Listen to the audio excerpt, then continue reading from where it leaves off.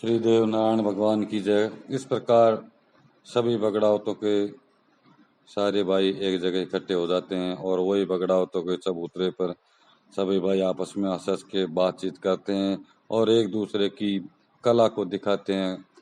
बौना जी ने अपने मूछ पर हाथ फेर दिया तो बाला देव जी ने कला दिखाई कि उसकी पांचों आंगली समान हो गई। बाला देव जी की कला को बौना जी समझ गया तो बौना जी ने भी अपनी कला दिखाई। बाला देव जी के एक हाथ के ऊपर तिल का चिन्ह था, उसको उठा करके दूसरे हाथ पे लगा दिया। बाला देव जी समझ गए कि बौना जी के पास भी कोई कला है, कोई इष्ट है। और इसी तरीके से खान बांगी को परखने लगे तो खान बांगी ने एक बहुत भारी पत्थर उठा दिया जिसमें 2-4 हाथियों जितना वजन था और उठा करके पत्थर पर दे करके उसके 100 टुकड़े कर दिए। खान बांगी का भी ताकत परख ली, इसी तरह मेंदू जी की भी ताकत परख ली। चारों भाई आपस में देख रहे थे कि किसके पास कितनी कला है और इस तरीके से वो बातें चितें कर रहे थे, हंस रहे थे।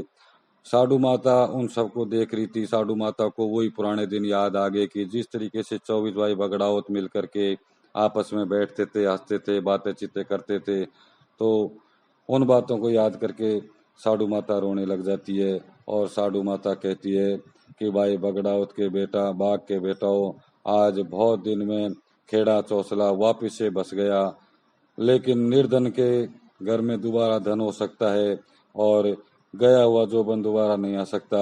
जो बगड़ावतों की बात थी वो बात अब दोबारा नहीं आ सकती, वो समय गया। इस तरीके से बगड़ावतों को याद करके साडू माता रोने लग जाती है।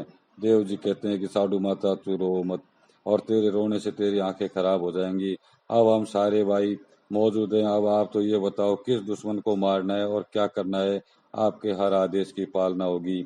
इस तरीके से साडू माता को सभी भाई मिलकर के रोते हुए बंद कर देते हैं और फिर कुछ हंसी ठिठोली करके साडू माता को हंसा देते हैं। और फिर देव जी कहते हैं कि माता जी, आज तक मेरे को आपने बगड़ावतों के अंदर से महल नहीं दिखाए, उनके हथियार नहीं दिखाए, वो कैसे वीर थे, कैसे हथियार रखते थे। आज हम सभी भाई एक जगह हो गए, आज उन सारे तालों को खोल दे ताकि हम उनके हथियारों को देखेंगे कि वो किस तरीके की पोशाक पहनते थे, कैसे हथियार रखते थे। उनकी हथियारशाला में जाकर के हमको सारी चीजें बताओ। साडू माता कहती है कि भाई बेटाओ, इन सब कोठड़ियों के सब कमरों के ताले लगा करके राण के राजा के नौकर ताला लगा गए और सबके ताले बंद है, मेरे पास चाबी नहीं है। साडू माता से बाड़ा देव जी कहते हैं कि साडू माता, गाय का गोबर को जला करके उसके ऊपर गूगल दी धूप की धूप देना चालू कर दे और तेरे सारे ताले अभी खुल जाएंगे। इसी प्रकार साडू माता गाय के गोबर पे आग करके उस पे गूगल धूप का हवन करती है और सारे ताले अपने आप खुल जाते हैं और सारे तालों को खोल करके सभी भाई साडू माता दीपक जला देती है सभी कमरों में और 24 बगड़ावतों के जो 24 हथियारों के कमरे थे, उनके युद्ध की जो पोशाकें थीं, उन सभी कमरों में घूम घूम के और चारों भाई साडू माता के साथ एक एक कमरे में उजाला करके और उन सब हथियारों को देखते हैं और उनके कपड़ों को देखते हैं, उनकी युद्ध में जीते हुए सामानों को देखते हैं, उनके मुकुटों को देखते हैं और उन्होंने जो सिंह की शिकारें की थी, सिंह की खोपड़ियां रखी हुई थी, उन सब चीज़ों को देखते हैं तो बगड़ावतों की सारी ताज़ा याद हो जाती है माता साडू की। और फिर देख करके माता साडू से बाला देव जी कहते हैं कि माता साडू, ये इतने भारी भारी भाले और भारी भारी तलवार हैं जो हर आदमी पे आज उठ नहीं सकती हैं। ऐसी ऐसी तलवारों को और भालों को चलाने वाले वो वीर कितने भारी होंगे और फिर जब इतने भारी वीर थे तो वो मारे कैसे गए, ये हमारे समझ में नहीं आ रही है।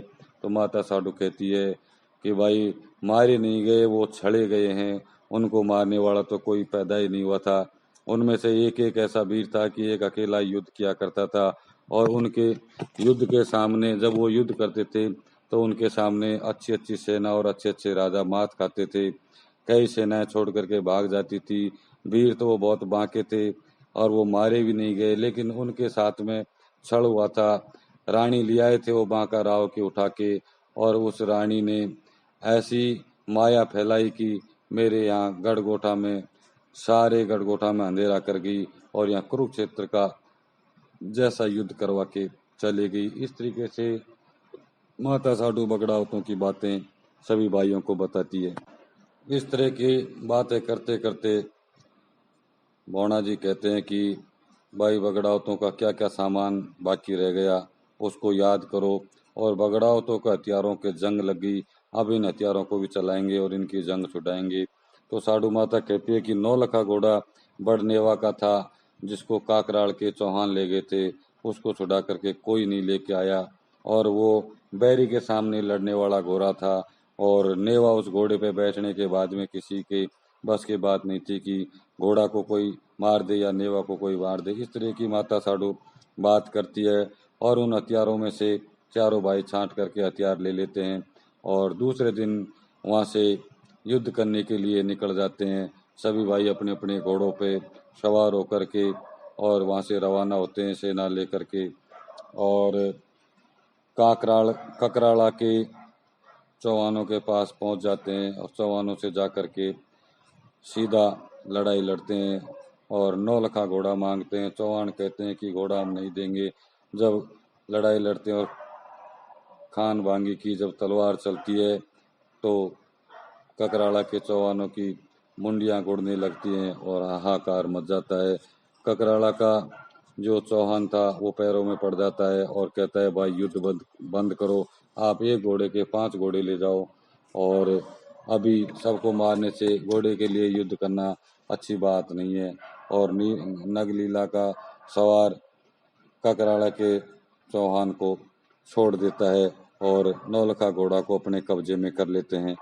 वहाँ से 9 लखा घोड़ा और 2-4 घोड़े और ज़्यादा लेकर के पूरी की पूरी सेना जारोल पहुँच जाती है, और जारोल के राजा ने भैंसे ले गए थे गढ़गोटा से, उन भैंसों को छुड़ा देते हैं।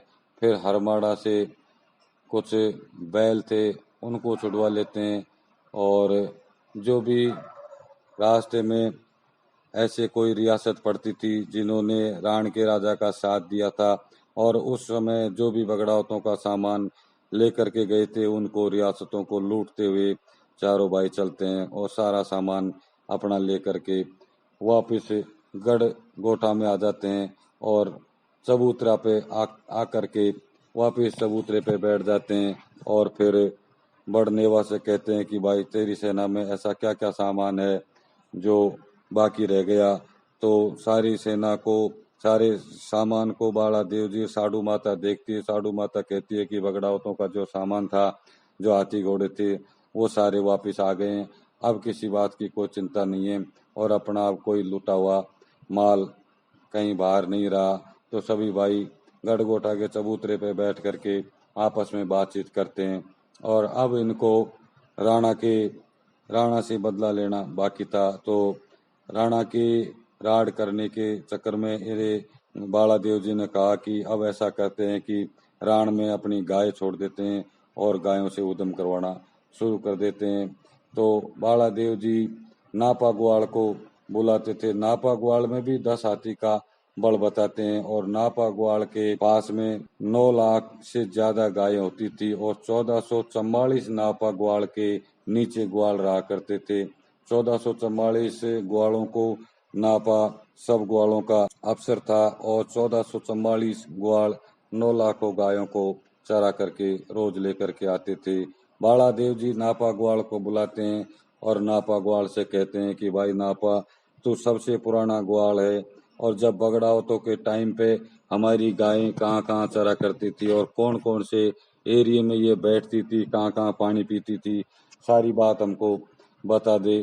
तो बाला देव जी से नापा ग्वाल कहते हैं कि भाई बाला देव जी, मेरी गाय तो बहुत दूर तक चढ़ करके आती थी, राण के राजा के खेतों में रोज चरती थी, और डंड गूदड़ा का जो तालाब है वहाँ पानी पिया करती थी, और वहाँ से पानी पी के वापस चलती थी, तो शाम होते होते गढ़गोठा में आ जाती थी। इस तरीके से मैं पहले गाय चराया करता था।